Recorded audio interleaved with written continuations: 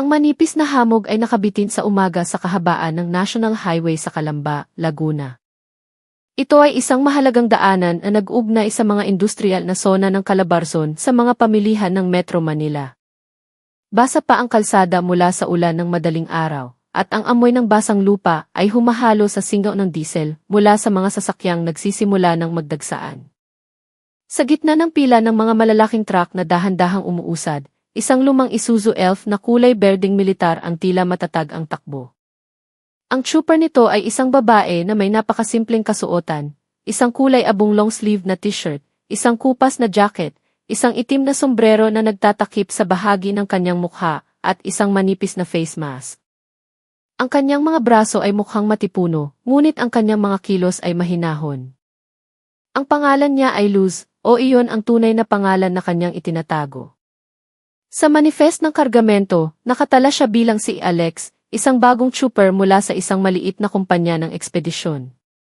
Ngunit sa katotohanan, si Luz ay isang babaeng intel operative mula sa Special Internal Monitoring Unit ng EF. Inatasan siyang magpanggap upang buwagin ang isang sindikato ng T-Kotong-E at pangingikil na sa loob ng maraming buwan ay nagpapahirap sa mga trooper ng truck. Mula sa pagmamanman ng kanyang unit, ang kahabaan ng highway sa Laguna ang pinakamalalang punto. Madalas na nagrereklamo ang mga trooper tungkol sa mga tiwaling pulis na basta na lang humuhuli ng walang dahilan, pumipilit na magbayad ng iareglo, at nagiging marahas pa kapag hindi nabigyan. Ang pangalang pinakamadalas lumitaw sa mga ulat ay si Police Senior Master Sergeant Berto Reyes. Nagsimula ang umaga sa pagtingin ni Luz sa kanyang maliit na relo. 6:17 death. Inactivate niya ang isang micro-recorder na nakatago sa ilalim ng kanyang kwelyo. Ang boses ng kanyang commander ay umalinggaw sa kanyang halos di makitang earpiece. Alpha Sham, papasok ka na sa teritoryo ng Calamba. Ang target ay karaniwang lumalabas sa pagitan ng 6:30 at 7 oras. Manatiling low profile. Sumagot si Luz ng mahina, "Shap, Commander." Ligtas ang protocol. Huminga siya ng malalim. Bagamat dose-dosenang beses na siyang nagpanggap, ang kanyang papel bilang isang babaeng trooper ng truck ay hindi madaling gawain. Kinailangan niyang magpagupit ng maikli para sa kanyang disgise. Ang kanyang mukha ay sadyang pinapangit ng espesyal na makeup at sinadya niyang magsalita sa mas mababang tono. 2 linggo na siyang namumuhay bilang isang trooper, natutulog sa masikip na kabina, kumakain ng kung ano lang ang abot sa mga karinderya sa tabi ng daan, at nakikisalamuha sa magaspang na buhay ng mga driver. At ngayong araw, may nagsasabi sa kanya na ang operasyon ay malapit nang umabot sa kasukdulan. Nang huminto si Luz sa isang traffic light, isang matandang trooper sa katabing truck ang tumingin sa kanya nang may pagtataka. "Bago ka lang dito, Dre," bati nito ng magiliw. Ngumiti si Luz ng bahagya. "Opo, Tay. Bagong ruta ko po ito." Huminga ng malalim ang matandang trooper. "Ingat ka, ha? Diyan sa unahan, may pulis na mahilig manghuli ng wala sa lugar. Kapag hindi ka nagbigay, baka ipitin pa ang kargamento mo." Ginampanan ni Luz ang kanyang papel ng mahusay. "Ganoon po ba, Tay?" "Naku, delikado pala. 3 beses na akong tinamaan yan," patuloy ng matanda. "Ang pangalan niya Reyes." Kapag siya ang nakabantay, sakit ng ulo. Tumango si Luz ng magalang, ngunit itinala ng kanyang isipan ang bawat detalye. Habang dumarami ang testimonya na kanyang naririnig, lalong lumalaki ang kanyang responsibilidad na mahuli ang tiwaling opisyal na iyon. Nag-ilaw ng berde ang traffic light at umusad ang 2 truck. Ilang minuto ang lumipas, papalapit na si Luz sa isang mahabang kurbada na kilala bilang Isimpang del Peligro. Walang opisyal na outpost doon. Ngunit, mayroong isang lumang plastik na mesa, 2 upuan, at isang malaking payong na may tatak ng isang sikat na inumin. Mukha itong isang pansamantalang pwesto. Ngunit para sa mga trooper, ang lugar na iyon ay may masamang reputasyon. Sakto sa pagdaan ng truck ni Luz, isang pulis na nakaunipormeng asul ang kumaway. Sa likod niya, may isa pang nakatayo habang nagbubuklat ng isang maliit na notebook. 2 sila at ang isa sa kanila ay si Berto Reyes. Naramdaman ni Luz ang pagbilis ng tibok ng kanyang puso. Iginilid niya ang truck at dahan-dahang ibinaba ang bintana. Ang mukha ni Reyes ay eksaktong tugma sa mga ulat, matipuno ang katawan, maitim ang balat na sunog sa araw, mayabang ang tindig, at mga matang laging tila naghahanap ng mali sa iba. Magandang umaga. Routine inspection. Nasaan ang ECC at lisensya mo? Sabi ni Reyes, ang boses ay maihalong otoridad. Inabot ni Luz ang mga peking dokumento na may mataas na kalidad na inihanda ng kanyang unit. Sinuri ito ni Reyes ng mabilisan. Isang mapanuyang ngiti ang sumilay sa kanyang mga labi. Hoy, itong rehistro mo, paso na noong nakaraang taon pa. Dapat na-renew na to. Malaking pagkakamali to. Nagkunwari si Luz na kinakabahan. Sir, bagong driver lang po ako sa truck na to. Hindi ko po alam yan. Dahan-dahang tumango si Reyes, ang kanyang boses ay bumaba, puno ng panggigipit. Kung gusto mong mapadali, dito na lang natin ayusin. Para matulungan kita. Naintindihan ni Luz ang ibig niyang sabihin. Areglo. Gayunpaman, patuloy siyang gumanap bilang isang litong trooper. Pero, sir, wala po akong dalang malaking pera. Agad na naging mabagsik si Reyes. Kung hindi ka makakapagbayad, i-impound ko ang sasakyan mo. Bahala nang mag-ingay ang amo mo. Yumuko si Luz, hindi sumagot. Hinayaan niyang si Reyes ang magdikta. Habang lalong lumalala ang kanyang pang-aabuso, lalong lumalakas ang ebidensyang nakakalap. Tinitigan siya ni Reyes mula ulo hanggang paa. May pagdududa sa kanyang mukha na sinundan ng isang nakatagong pang-aalipusta. Teka nga, anyo kang trooper, pero bakit parang ang pino ng boses mo? Babae ka ba? Hindi sumagot si Luz. Nanatili siyang nakayuko. Nangutya si Reyes. Babae pala, nagmamaneho ng truck. Kaya pala lampa. Tiete. Pinigilan ni Luz ang kanyang emosyon. Ito ang pinakamahirap na bahagi. Ang tiisin ang magaspang na pagtrato para sa ebidensya. Baba, sabi ni Reyes. Iche-check ko ang karga mo. Bumaba si Luz. Lumapit si Reyes. Masyadong malapit. Ang amoy ng sigarilyo niya ay tumatagos. Kung hindi mo kayang mag-areglo, sabi niya habang tinatapik ang kabina ng truck, sumama ka sa akin sa post. Doon natin ayusin sa loob. Ang maliit na post na iyon ay masikip at maalinsangan. Mayroon lamang isang basag na plastik na mesa at isang sirang electric fan. Umupo si Reyes na parang isang malaking boss habang ang kanyang katulong, si Fitz Jimenez, ay nakatayo sa pinto na parang bantay. Magkano ang dala mo? Tanong ni Reyes. Binuksan ni Luz ang kanyang maliit na pitaka. May 500 po ako, sir. Tumawa si Reyes ng mapang-asar. 500? Ano nang tingin mo sa akin, pulubi? Minimum 2,000. Umiling si Luz. Sir, iyan na po talaga ang dala ko. Plak! Malakas siyang sinampal ni Reyes. Walang pag-aalinlangan. Napahandusay si Luz, umuugong ang kanyang tainga, ngunit nanatili siyang nakayuko, pinapanatili ang kanyang karakter. Kung babae ka, magpakababae ka. Huwag mong pilitin ang ganitong trabaho. Kung ayaw mong mahirapan, umuwi ka na lang, sigaw ni Reyes. Naggalit ang mga ngipin ni Luz, hindi dahil sa takot, kundi dahil alam niya, isa pang sampal, at hindi na niya mapipigilan ang sarili. Ngunit kailangan niyang magtiis. Kailangang makumpleto ang recording. Muling humakbang si Reyes, nakataas ang kanyang kamay. Plak! Ang pangalawang sampal. Sa pagkakataong ito, gumapang ang init hanggang sa kanyang leg. Ipinikit ni Luz ang kanyang mga mata. Sa sandaling iyon, sumabog ang kanyang emosyon, ngunit pinigilan niya ito hanggang sa sukdulan ng kanyang kakayahan bilang isang intel operative. Sakto noong tatama na sana ang pangatlong sampal, may marahas na nagbukas ng pinto ng post. Sir, tama na po yan. Ang matandang trooper kanina sa kalsada, si Mang Cardo, ay tumakbo papasok. Huwag po kayong manakit, sir. Wala naman siyang ginagawang masama. Nagalit ng husto si Reyes. Huwag kang makialam dito. Tinulak niya si Mang Cardo hanggang sa ito'y matumba. Ang katulong ni Reyes ay pinagtawanan lamang siya. Bumangon si Mang Cardo, nanginginig ngunit matapang. Babae po yan, sir. Huwag po kayong ganyan. Tiningnan ni Luz si Mang Cardo na antig ang kanyang puso. Ang simpleng trooper na iyon ay handang ipagtanggol ang isang taong ngayon niya lang nakilala. Lalong uminit ang sitwasyon. Itinuro ni Reyes ang kanyang daliri sa mukha ni Luz. Pinahiya mo ako. Halika, sumama ka sa akin.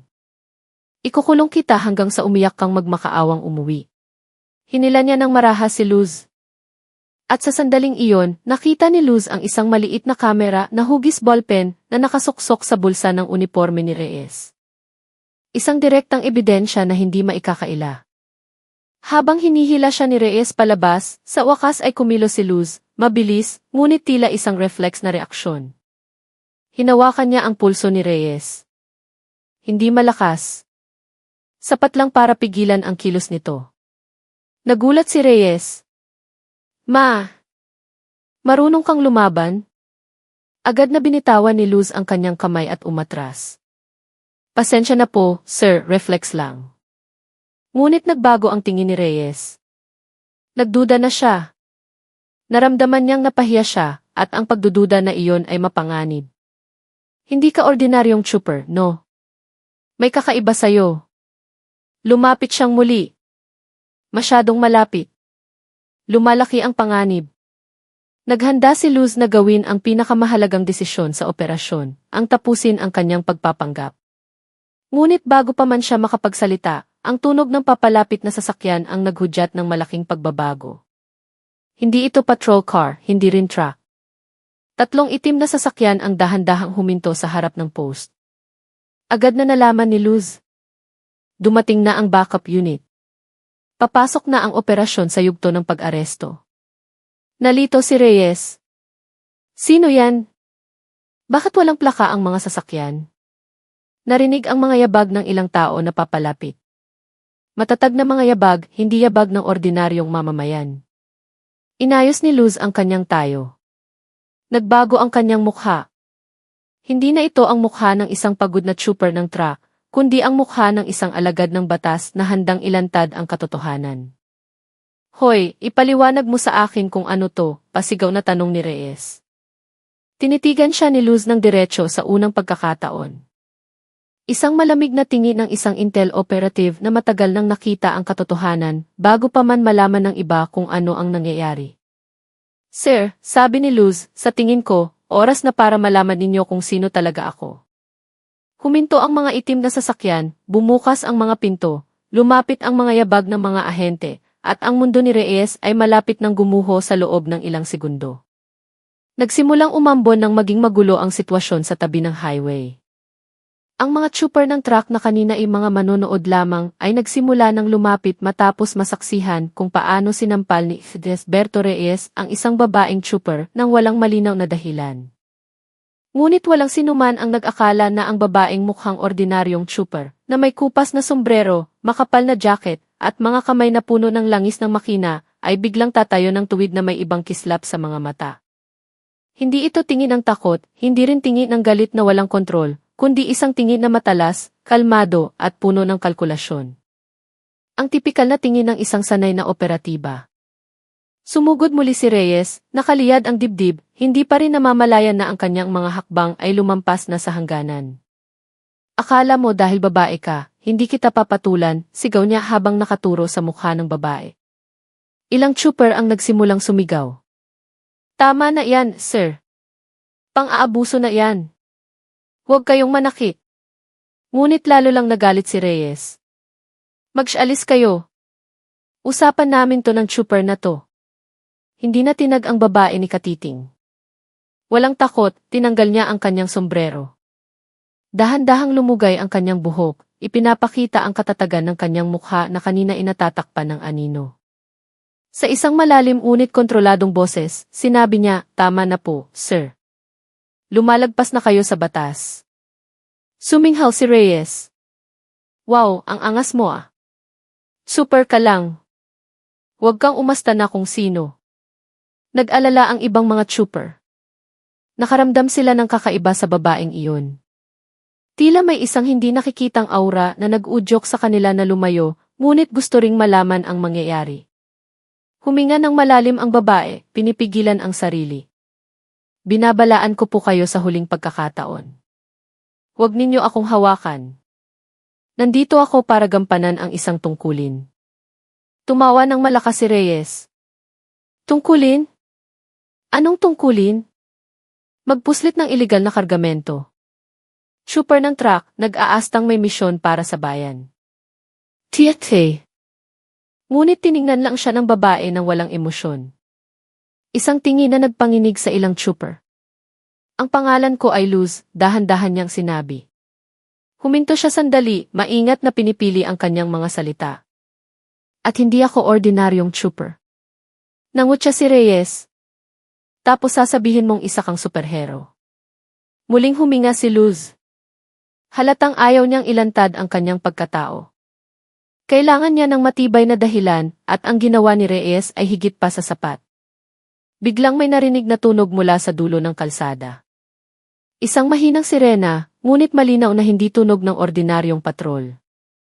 Ilang trooper ang lumingon ng may pagtataka. Nagulat si Reyes.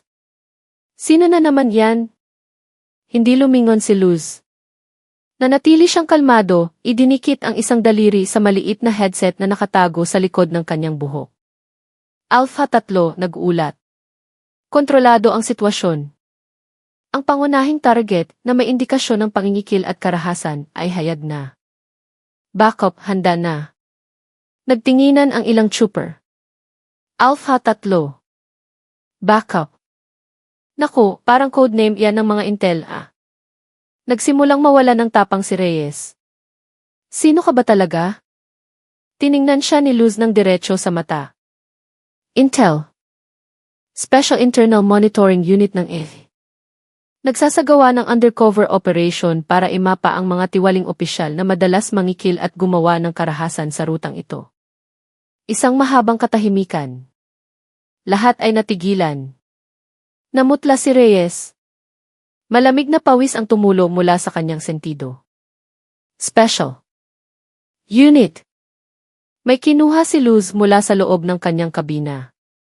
Isang maliit na itim na bag na dahan-dahan niyang binuksan. Sa loob nito, isang opisyal na SE, isang Special Operations Authority card, at ang mini recorder na kanina pa tumatakbo. Lahat ng ginawa ninyo, ang paghingi ng pera ng walang basehan, ang mga banta, ang pananampal, lahat ay nakarecord.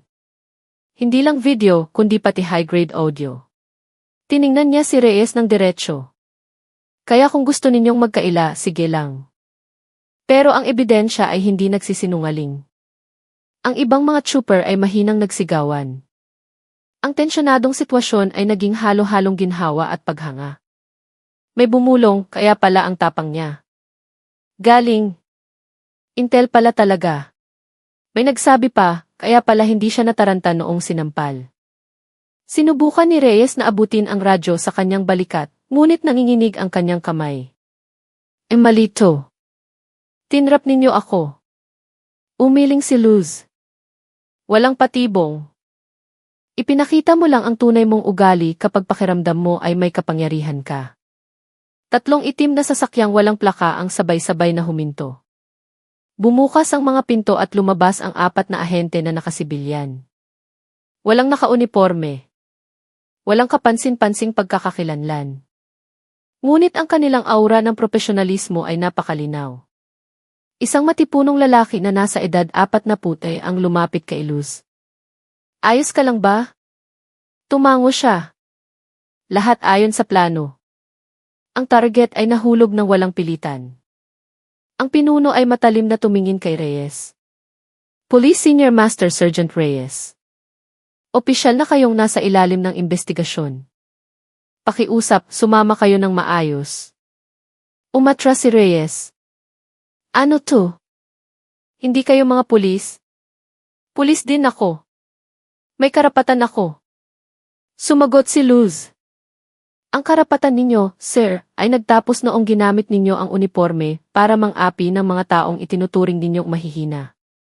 Matapos dalhin si Reyes sa gilid, lumapit si Luz sa mga trooper na gulat pa rin, ngunit nakahinga na ng maluwag.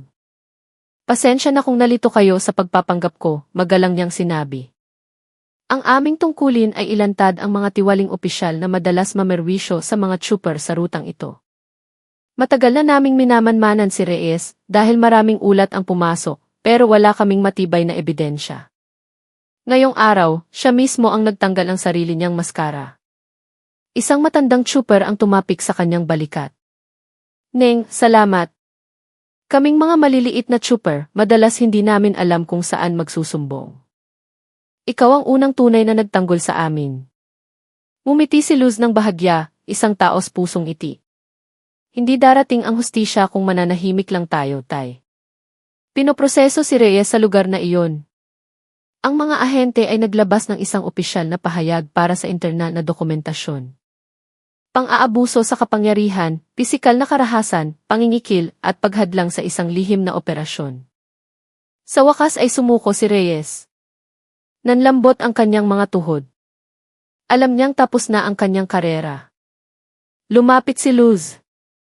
Hindi ko gustong sirain ang karera ng sinuman, pero kayo mismo ang pumili ng landas na ito.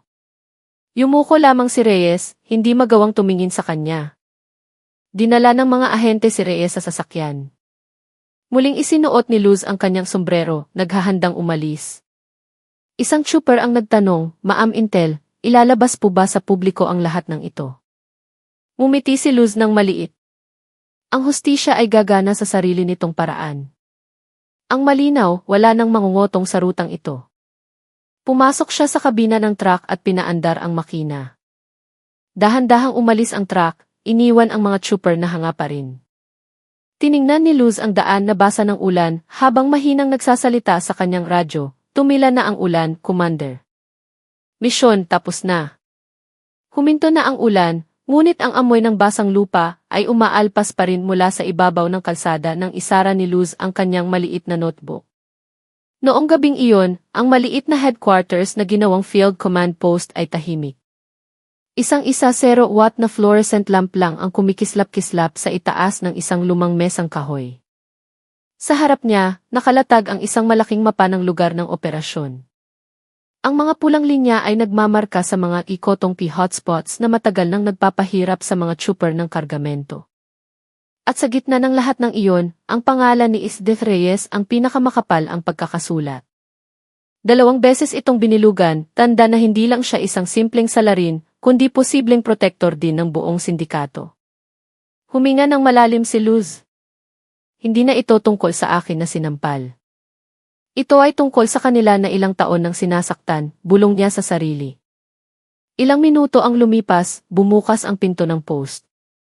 Pumasok ang 2 lalaki na parehong may aura ng otoridad, si Major Di Malanta, isang opisyal mula sa Intelligence Service of the Armed Forces of the Philippines, ISAFP, na nakikipag-ugnayan sa operasyon, at si Police Lieutenant Colonel Vicencio, ang hepe ni Luz sa IFI Special Internal Monitoring Unit. Agad na inilapag ni Di Malanta ang isang makapal na folder sa mesa. Lahat ng impormasyon mo, balido, Luz. Ang video mo ay kumakalat na at pinipilit na ng publiko ang na kumilos. Pero kailangan pa natin ng huling ebidensya. Ebidensya na magdidiin kay Reyes at sa lahat ng nasa likod niya. Anong ebidensya pa ang wala tayo, Major? Tanong ni Luz. Ang recording ng transaksyon. Ngayong gabi, magkikita-kita sila sa isang bodega sa likod ng cargo terminal. Ito na ang pagkakataon natin. Sumingit si Vicencio, seryoso ang mukha. Pero may panganib. Nagsisimula ng pagdudahan ang pagkatao mo. Nagtatanong na si Reyes sa ibang mga outpost kung may bagong babaeng trooper ng truck. Nagsisimula na silang makahalata. Inayos ni Luz ang kanyang upo. Kung ganoon, kailangan kong kumilos bago sila. Tiningnan siya ni Di Malanta mula ulo hanggang paa. Handa ka ba? Kasasampal lang sa'yo, ininsulto at minaliit. Hindi lahat ay kayang manatiling nakatutok pagkatapos ng ganoong pagtrato. Mumiti si Luz nang may bahid ng panunuya. Doon po kayo nagkakamali, Major. Ang mga sugat na tulad nito ay hindi ako pinahihina. Pinapaalala nito sa akin na nagtatrabaho ako para sa lahat ng trooper na kailan maikinikilan. Dahan-dahang tumango si Di Malanta. CJ, ituloy natin ang plano. Lalong lumalim ang gabi.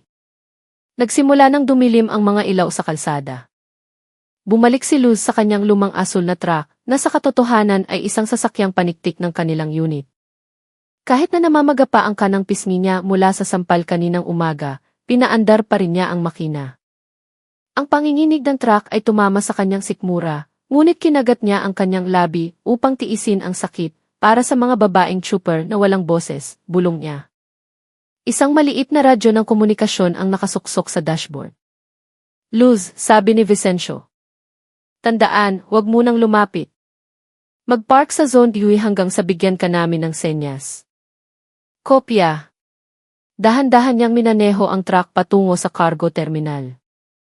Mula sa malayo, maririnig ang ingay ng mga malalaking sasakyan, forklift, at mga truck. Isang lugar na hindi natutulog. At pagkatapos ay nakita niya ito, isang lumang bodega na may madilaw at kupas na ilaw. Ilang pulis na nakapatrol uniform ang nagbabantay. Ngunit ang kanilang tindig ay hindi tulad ng mga gwardiya, mas mukha silang mga miyembro ng isang gang na naghihintay sa kanilang boss. Lumitaw si Isnet Reyes. Malalaki ang kanyang mga hakbang, namumula ang kanyang mukha, at ang bakas ng galit mula sa insidente kaninang umaga ay kitang-kita pa rin. Nasaan ang kita ngayon? Sigaw ni Reyes sa dalawang lalaki na may dalang itim na bag. Pinanood ito ni Luz mula sa malayo gamit ang isang maliit na kamera na nakakabit sa kanyang jacket. Naka-record na, sabi ni Vicencio sa radyo. Pero hindi pa natin nakukuha ang malinaw na audio ng transaksyon. Hintayin mong pumasok siya sa loob, sabi ni Dimalanta. Karaniwan niyang binibilang ang pera sa mesa. Naghintay si Luz. Paminsan-minsan, pinupunasan niya ang malamig na pawis. Ang sakit sa kanyang pisngi ay nagpabalik sa alaala ng nangyari kaninang umaga. Bigla, ang radyo ay nagbigay ng 3 beses na pag-vibrate. Ang senyas para kumilos. Dahan-dahang bumaba si Luz sa truck at nagtungo sa kanang bahagi ng bodega, pumwesto sa likod ng isang asul na container. Kailangan niyang lumapit para makuha ang usapan. Ang kanyang undercover microphone ay nagsimulang mag-record. Mula sa loob ng bodega, umalinggaw ang magaspang na boses ni Reyes. Tandaan niyo, ang mga trooper ng truck, lalo na ang mga babae, ang pinakamadaling kotongan. Takot silang mag-iskandalo. Samantalahin niyo yan. Ikinuyom ni Luz ang kanyang kamao. Bumigat ang kanyang paghinga. Kapag may lumaban, tulad ng trooper na babae kanina, turuan niyo ng leksyon, patuloy ni Reyes. Kinagat ni Luz ang kanyang labi. Ang marinig siyang minamaliit ang mga taong nasa mahinang posisyon, lalo na ang mga babae, ay nagpakulo sa kanyang dugo. Bigla, mula sa likod ng pinto ng bodega, lumitaw ang isa pang lalaki na may dalang digital tablet. May ibinulong ito sa tainga ni Reyes, at agad na hinampas ni Reyes ang mesa. Punyeta! Yung babaeng trooper. May bagong data. Hindi siya trooper. Blanko ang pagkakakilanlan niya sa sistema. Baka Intel. Pinigil ni Luz ang kanyang hininga. Alam niyang nagbago na ng tuluyan ang sitwasyon. Sinipa ni Reyes ang isang kahoy na kahon. Hanapin niyo siya. I check ang buong terminal. Siguradong hindi pa siya nakakalayo. Dumikit si Luz sa container, nanginginig ang katawan. Luz, umalis ka na dyan agad, sabi ni Vicencio sa radyo. Alam na nila. Paparating na ang extraction unit sa'yo, sabi ni Dimalanta. Dahan-dahang lumingon si Luz. Huli na. Mula sa kaliwang bahagi, 2 pulis na ang sumusugod. Ang mga flashlight ay nakatutok sa kanyang direksyon. Hoy! Sino yan dyan? Tumalon si Luz at tumakbo patungo sa truck, nagtatago sa pagitan ng mga nakahilerang sasakyan. Ang mga ilaw ng flashlight ay bumawalis sa lugar na parang mga searchlight sa isang bilangguan. Mabilis na gumalaw si Luz, sinasamantala ang dilim ng gabi. Bawat hakbang ay parang tibok ng puso na sumisira sa katahimikan. Kailangan niyang makaalis sa lugar na iyon nang hindi nahuhuli. Ayon siya. Isang sigaw ang umalinggaw mula sa sulok ng bodega. 3 tao ang humahabol. Tumakbo si Luz patungo sa kanyang truck, lumundag sa upuan, at agad na pinaandar ang makina. Vroom! Ang malakas na tunog ay nagpalingon sa lahat. Mabilis na umatras ang truck, bumangga sa mga plastik na drum at lumikha ng malakas na ingay. Ilang pulis ang tumakbo para habulin siya habang sumisigaw, "Hulihin yan!" Nang malapit nang makalabas si Luz sa compound ng terminal, biglang pumasok ang 4 na itim na sasakyang walang plaka mula sa labas. Ang mga high beam na ilaw nito ay direktang tumama sa bodega. Nang bumukas ang mga pinto ng sasakyan, isang pinagsanib puwersa ng Propam, ISAFP at YIHI Special Operations Unit ang lumabas. Si Major Di Malanta ang unang bumaba. Ibaba ang mga armas. Opisyal kaming nagsasagawa ng raid. Ang malaking operasyon ay naging isang aktwal na aksyon. Ang mga tiwaling pulis sa bodega ay nagpanik. May tumakas. May sumubok itago ang bag ng pera. May nagkunwaring nagbabantay na parang walang alam. Si Reyes mismo ay umatras, namumutla ang mukha nang makita ang mga sasakyan ng Propam. Hindi. Na-set up ako. Ang kanyang mga mata ay napako sa truck ni Luz. Bumaba si Luz mula sa truck, tinitigan siya ng diretso sa mukha. Sa unang pagkakataon, nakita ni Reyes ng walang pag-aalinlangan, hindi niya nakikita ang babaeng trooper na kanyang sinampal. Nakikita niya ang isang opisyal na intel na naglalantad sa kanyang mga krimen. Lumapit sina Di Malanta at Vicencio, ngunit si Luz ang unang humakbang palapit kay Reyes. "Naaalala niyo pa po ba ako, sir?" Kalmado ngunit malamig ang boses ni Luz. Matagal siyang tiningnan ni Reyes. "Kaya pala. Intel ka nga." Dahan-dahang tumango si Luz. Lumingon si Reyes. "Kung alam ko lang, hindi sana kita sinampal." "Kahit hindi ako intel," putol ni Luz, "wala kayong karapatang manakit ng maliliit na mamamayan. Walang babaeng karapat dapat ratuhin ng ganyan." Hindi na nakapagsalita si Reyes. "Is this Reyes?" sabi ni Vicencio habang ipinoposas siya. "Inaaresto ka sa salang pangingikil, pang-aabuso sa kapangyarihan, karahasan, at pananakot sa mga motorista." Nang dalhin si Reyes sa sasakyan, natahimik ang buong terminal. At noong gabing iyon, sa unang pagkakataon sa loob ng maraming taon, ang mga trooper na karaniwang takot ay nagsimulang lumabas sa kanilang mga truck at nagbulungan. Intel pala yung babaeng trooper. Sa wakas, may nagtanggol din sa atin. Pinanood sila ni Luz mula sa malayo. May namumuong luha sa sulok ng kanyang mga mata. Hindi dahil sa lungkot kundi sa ginhawa. Ang araw ay malapit nang sumikat nang matapos ang operasyon sa cargo terminal. Lahat ng mga sangkot sa pangingikil, pulisman, bayarang preman, o mga opisyal na sibilyan ay napusasan na at dinala sa headquarters. Ang bodega na kagabi puno ng sigawan ay tahimik na ngayon na tila naghihintay ng isang bagong, mas malinis na kabanata. Nakatayo si Luz sa labas ng kanyang truck. Ang hamog ng umaga ay dumidikit sa salamin at ang malamig na hangin ay tumatama sa kanyang mukha na namumula pa rin dahil sa sampal. Ngunit sa pagkakataong ito, ang sakit ay hindi na nagdadala ng galit, kundi isang paalala na ang kanyang pakikipaglaban ay hindi na sayang. Lumapit si Major Di Malanta. "Iniligtas mo ang maraming tao kagabi, Luz," sabi niya na may bahagyang ngiti. Huminga ng malalim si Luz. "Ang nagligtas po ay ang buong team. Isa lang po akong maliit na piyesa." "Hindi," mabilis na sagot ni Di Malanta. "Kung hindi ka nagtiis bilang isang undercover na trooper, kung hindi mo na-record ang ebidensya, kung natakot ka pagkatapos masampal, marahil ay hindi tayo magkakaroon ng sapat na ebidensya para pabagsakin ang sindikatong ito." Natahimik si Luz. Ang mga salitang iyon ay mas malalim ang tama kaysa sa ordinaryong papuri. Noong umagang iyon, pumutok na ang balita sa telebisyon.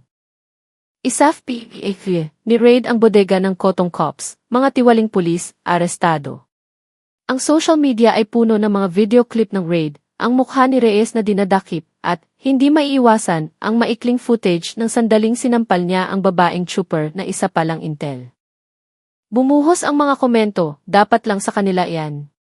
Madalas akong makarinig ng kwento ng mga trooper na kinukutongan. Saludo ako kay Ma'am Intel. Ito ang tunay na law enforcement. Ngunit ang pinaka-nakaantig sa puso ni Luz ay isang maikling video ng panayam sa isang matandang trooper na naging viral. "Akala ko po biktima lang yung babaeng trooper, pero siya pala ang tagapagligtas naming lahat." Sana dumami pa ang mga mabubuting pulis na tulad niya. Habang pinapanood ang video, yumuko si Luz. May mainit na pakiramdam sa kanyang dibdib. Tanghali, dinala ni Lieutenant Colonel Vicencio si Luz sa briefing room ng Regional Headquarters. Maraming matataas na opisyal ang nakatayo, kabilang ang ilan mula sa PROPAM at iba pang intel units. Pagpasok ni Luz, tiningnan nila siya ng may paggalang. Walang malakas na palakpakan, walang sigawan. Tanging isang bagay na pinakamahalaga para sa isang intel, ang tahimik na pagkilala mula sa mga kapwa alagad ng batas. Agent Luz, mariing sinabi ni Vicencio, isinugal mo ang iyong buhay sa field, nagpanggap sa pinakapanganib na lugar, at ipinagpatuloy ang operasyon kahit na inatake ka ng pisikal. Para dyan, iginagawad namin sa iyo ang isang internal commendation bilang pagkilala. Yumuko si Luz, tinanggap ang isang simpleng folder ng parangal. Walang medalya, walang malaking publisidad, ngunit ganoon ang mundo ng intel, nagtatrabaho sa katahimikan, pinahahalagahan din sa katahimikan. Pagkatapos ng seremonya, lumapit si Vicencio. Pwede kang magpahinga ng 1 linggo. Kailangang gumaling ang sugat mo. Ngumiti si Luz ng maliit. Ang pahinga ko po ay pag-inom lang ng tsaa, sir. Tinapik siya ni Vicencio sa balikat. Sa pagkakataong ito, matulog ka. Maghihintay ang tungkulin. Hapon, bago tuluyang bumalik sa headquarters, nagpasya si Luz na pumunta sa isang maliit na karinderya malapit sa terminal kung saan karaniwang nagtitipon ang mga trooper. Pagpasok niya, lahat ng mata ay napalingon sa kanya. Ilang trooper ang agad na tumayo. Mayroong naantig, mayroong nahihiya. Ngunit ang pinaka-nakaantig ay isang ina na trooper din, nasa katanghalian na ang edad, na lumapit sa kanya dala ang isang baso ng mainit na tsaa. Ito, mula sa aming lahat, Neng. Salamat sa pagiging boses namin, sabi nito na may namumuo ng luha sa mata. Tinanggap ni Luz ang tsaa gamit ang 2 kamay. Dahil sa bukol sa kanyang lalamunan, nahirapan siyang sumagot. Kung hindi dahil sa inyo na nagbigay ng impormasyon tungkol sa pangingikil, wala po akong magagawa, mahinang sagot ni Luz. Isang malaking trooper ang lumapit, namumula ang mga mata. Kami. Humihingi kami ng tawad na hindi ka namin natulungan noong sinampal ka. Natakot kaming gantihan. Tinapik siya ni Luz sa balikat. Okay lang po. Hindi kayo duwag. Wala lang kayong proteksyon. Ngayon, mayroon na. Natahimik ang silid. Pagkatapos, isang batang trooper ang pumalakpak, sinundan ng iba. At sa loob ng ilang segundo, umugong ang buong karinderya sa malakas na palakpakan, hindi para sa isang intel, kundi para sa isang babaeng naglakas loob na labanan ang kawalang katarungan. Gabi na, nakaupo si Luz sa tabi ng isang maliit na ilog malapit sa kanilang barracks. Mahinahon ang hangin. Ang tunog ng mga kuliglig ang pumuno sa katahimikan. Dumating si Major Dimalanta na may dalang 2 baso ng 3 in negatibo, 1 na kape. Tapos na ang operasyon, Luz. Kumpleto ang ebidensya. Lahat ng tiwaling opisyal ay haharap sa paglilitis, sabi niya habang inaabot ang isang baso. Ngumiti si Luz. Sa wakas, tumingin si Dimalanta sa langit. Alam mo, ang ginawa mo ay maaalala. Hindi lahat ay may lakas ng loob na harapin ang katiwalian mula sa loob. Huminga ng malalim si Luz, ang amoy ng kape ay humalo sa hangin ng gabi. Ginawa ko lang po ang nararapat. Sa labas, maraming babaeng tulad ko na nagtatrabaho ng husto. Mga trooper, mga manggagawa sa pabrika, mga tindera. Kung tratuhin sila ng masama, sino ang magtatanggol sa kanila? Tumango si Dimalanta.